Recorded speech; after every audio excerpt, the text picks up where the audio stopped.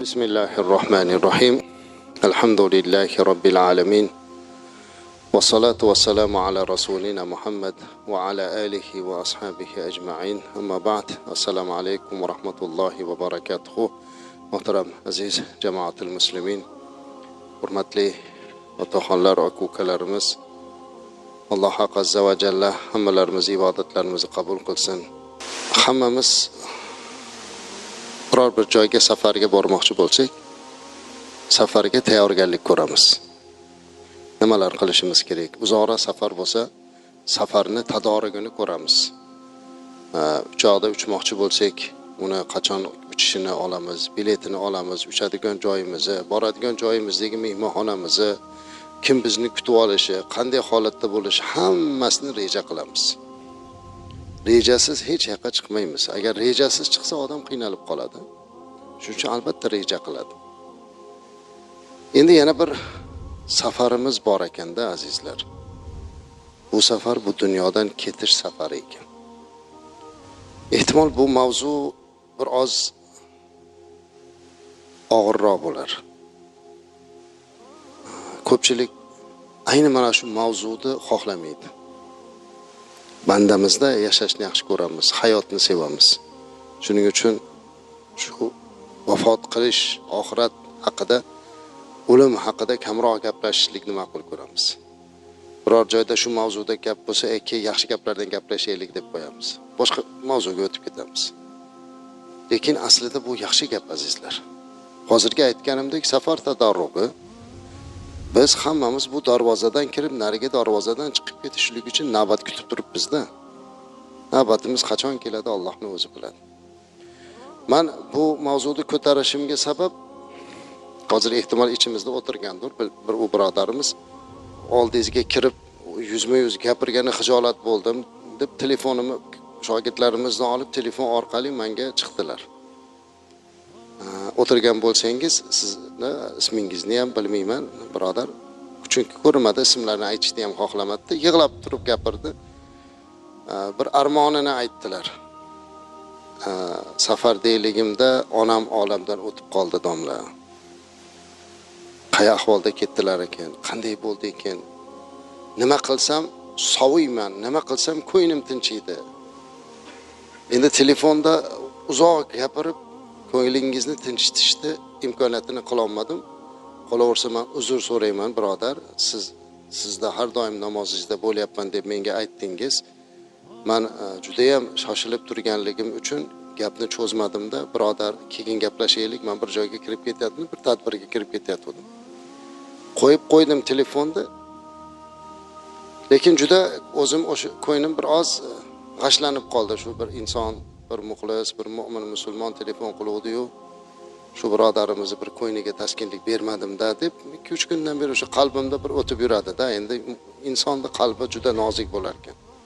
Shuning uchun mayli o'sha birodarimiz o'tirgan bo'lsa, u birodarimiz orqali siz azizlarga ham bu bo'lib qolsin degan ma'noda shu mavzuni tanladim, agar ruxsat bersalaringiz.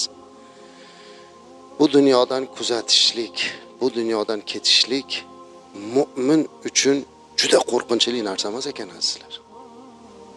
Men o'zim ham o'ylanib yurardim. Bu dunyodan ketishlikda o'ylaganimizda qo'rqar edik, dahshatli ko'rinardi. Lekin bir sahih hadis bor ekan. Bu hadisni ko'proq Barro ibn Ozibning hadisi deb yuritilar ekan. Mana shu sahoba aytib bergan.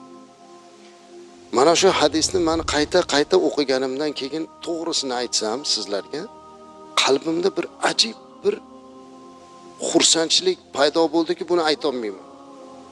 Mu'min bo'lganligim uchun, musulmon bo'lganligim uchun Allohga hamd sano aytib yubordim. Mu'min musulmon qilib yaratganligi uchun Allohga minglab sanolarim, hamdlarim bo'lsin dedim. Men o'ylaymanki, siz ham hozir bu hadisni eshitib qalbingizda minglab Allohga hamd aytasiz, chunki mu'min qilib yaratganligi uchun. Keling, hadisni o'rganamiz. Oddiygina mu'min, oddiygina bir musulmon kimsani oxirat safariga ketishi. Musnadda keltirilibdi. Barro ibn Azib aytibdi radhiyallohu anhu: "Kharajna ma'a Rasulillahi sallallohu alayhi va sallam fi janaza بجنازة رجل من الأنصار فانتحينا إلى القبر ولم يلحد. Ansorilardan bir kishini janozasiga chiqdik deb aytayapti sahoba Al-Barro ibn Ozib. Payg'ambarimiz alayhissalom bilan bu janozaga chiqdik. Bir ansoriy odamning janozasi edi. Qabrda oldiga borganimizda qabr hali tayyor bo'lmagan ekan, kavlanayotgan ekan. فجلس رسول الله صلى الله عليه وسلم وجلسنا حوله. Rasululloh sallallohu alayhi vasallam kelib o'tirdilar, kutib qoldi, endi ancha turish kerak, kavlanyapti. Biz ham u zotning atrofiga o'tirdik. Ko'zingiz oldiga keltiryapsizmi voqeani?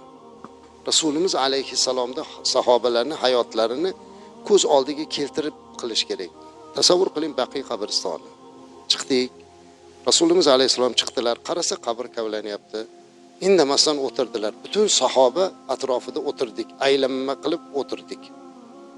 Ka'anna ala ru'usina at-tayr.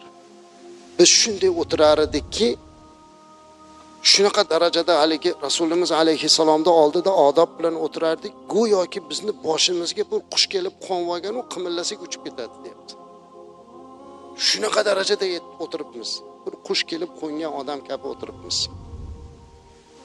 Rasulimiz alayhissalatu vassalamning qo'llarida va fi yadihi ud, bir cho'p bor ekan. Shoxcha. Daraxtning bir shoxchasi. Haligi shoxchani olib yanqutu bihi fil ard. Shoxtimda qilib, haligi chiziq qilib, chizib o'tiribdi ekan yeriga. Shunaqa odat bo'ladi-ku, qo'limizda cho'p bo'lsa, payg'ambarimiz alayhisalom ham mashnaqa qilib, bundoq qilib yerda chizib o'tiribdilar. Farfa'a rasahu فقال استعيذوا بالله من عذاب القبر مرتين أو ثلاثا. Keyin Rasulimiz alayhissalatu vassalam haligi cho'pni chizib o'tirib birdan osmonga mundoq qilib qaradilar. Keyin pastga qaradilar. Mana shuni 3 marta qaytardilar yoki so'zi bilan 3 marta aytdilar-da, shunday qilib turib istaizu billahi min azabil qabr dedilar. Alloh taolodan qabr azobidan panoh so'raylar dedilar. 3 marta shu gapni aytdilar dedi. Allohdan qabr azobidan panoh so'raylar dedilar-da. Thumma qol.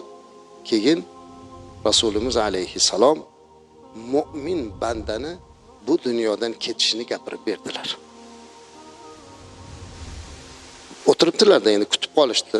Shunda hammada haligi savol uyg'onib turgani tabiiyda, chunki bir ansoriyni dafn qilyapti, hammani hayolidan o'tyapti. Bu nima bo'ldi ekan? Qanday ketdi ekan? Ana o'shini endi oddiy bir mu'minni siz bilan bizni safarimiz haqida aytib beryaptilar. Payg'ambarimiz alayhissalatu vasallam aytibdilarki, bir mu'min banda bu dunyodan ketish payti keldi. Dunyodan uzilib, oxirat iqboli yaqinlashdi. Nima bo'ladi azizlar shu paytda? Rasulimiz alayhisalom aytibdilar. Nazala ilayhi malaikatun minas sama. Baydul wujuhi ka'anna wujuhuhum ash-shams. Mu'min banda bu dunyodan ketish paytida hali jon oluvchi farishta kelmasdan turib, Alloh azza va jalla osmondan yuzlari quyosh kabi charaqlagan bir farishtani yuborar ekan. Yana bir hadisda 2 farishta degan, malakani degan 2 farishta keladi. Yuzi xuddi quyosh kabi. Azizim, jon berayotgan odam bir olim emas. Oddiygina bir mu'min. Oddiygina bir musulmon kishi jon beryapti. Oddiygina bir musulmon kishi bu dunyodan ketyapti. Ana o'shinni iltifot kutishini qarang. O'sha farishta yuzlari charog'on bir quyoshdek keladi. Uning qo'lida jannat kafanligidan bir kafanlik bo'lar ekan. Nurdan bo'lganda u. Haligini ko'tarib kelar ekan. Bu hanut min hanutil janna. Haligi kafanlikka jannatdagi muattar o'simliklarning hidlari bilan muattarlangan hanut bilan. Kafan ham oddiy kafan emasda, nurdan bo'lgan chiroyli kafan hamda unda muattar hidlar turibdi. Hatta yajlisu minhu maddal basar. Haligi bu dunyodan ketayotgan odamni u ko'zi tushadigan joyga kelib bundoq o'tirar ekan. Biz ko'rmaymiz ekan atrofdagilar. Ba'zan bizda shunaqa holat bo'lganda o'zi bilan o'zi ovora bo'lib qoldi deb qo'yamiz. O'shunaqa holatda ishtirok etganlar aytamizki, bu odam hech kim tanimayapti, o'zi bilan o'zi ovora bo'lib qoldi. Bitta nuqtaga qarab o'tiribdi deymiz. Atrofidagilar ko'rmas ekan. O'sha ketayotgan safariga chiqib ketayotgan odam ko'rar ekan. U indamasdan kelib qo'lida haligi nurli muattar kafani bilan o'tirar ekan, yaji'u malakul maut. Ana bundan keyin jon oluvchi farishta kelar ekan. Birodar, savol bergan birodar, sizni onangizni bu dunyodan ketishini aytib beryapman. Inshaalloh. Onam qanday holatda ketding deb tashvishlanayotdingiz. Albatta onangiz mu'mina ekanligini, namozxon, ro'zador bo'lganligini aytdingiz. Ana o'sha holat. Jon oluvchi farishta kelar ekan. Hatta yajlisu inda rasihi, hatto kelib boshini oldiga o'tirar ekan. Qarang. Juda ham mayillik bilan, juda ham yumshoqlik bilan ukhriji ayyatuhan nafsul mutmainna. Ey tinchlangan nafs, chiq endi dedik. Ruhga aytayapti. Ey tinchlangan ruh, chiq endi. Chiqing endi bu yoqqa. Ukhriji ila mag'firatin minallohi va ridvan. Allohning mag'firati va Allohning rizoligi uchun chiq endi. Murojaatni qarang. Murojaatni qarang azizlar, unga ruhni qabz qilish buyurilgan edi.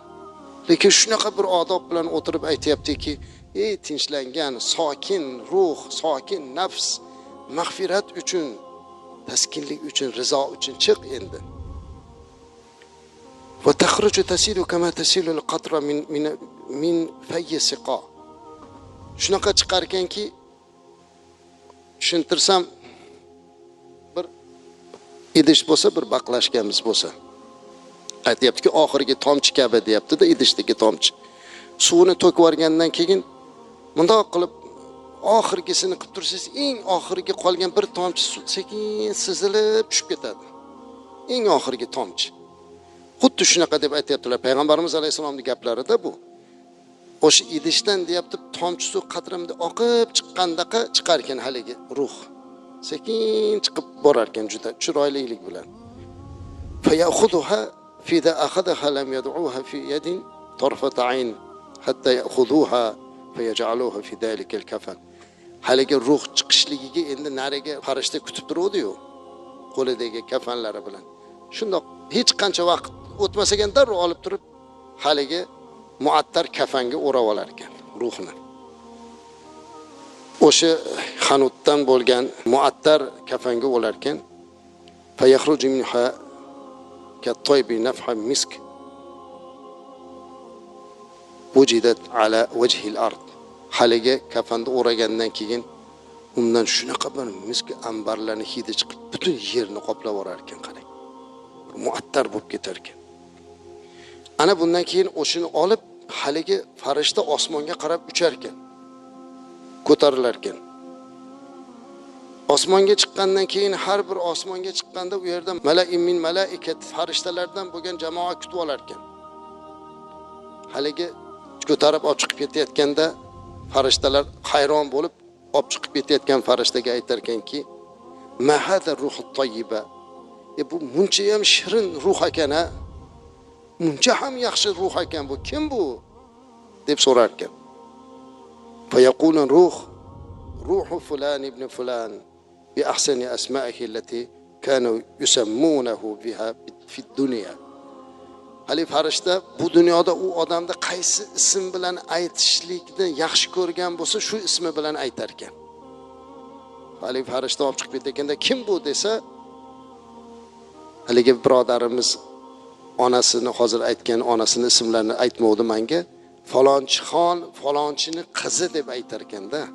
Kimni olib chiqib ketyapsiz desa, olib chiqib ketayotganim falonchixon yoki falonchi, falonchini o'g'li ismi bilan, yaxshi ko'rgan ismi bilan aytar ekan. Haligi kutib olganlar aytar ekanki, bunda ham chiroyli, bunda ham xushbo'y ekan deb ana unga keyin osmon eshiklarini ochar ekan.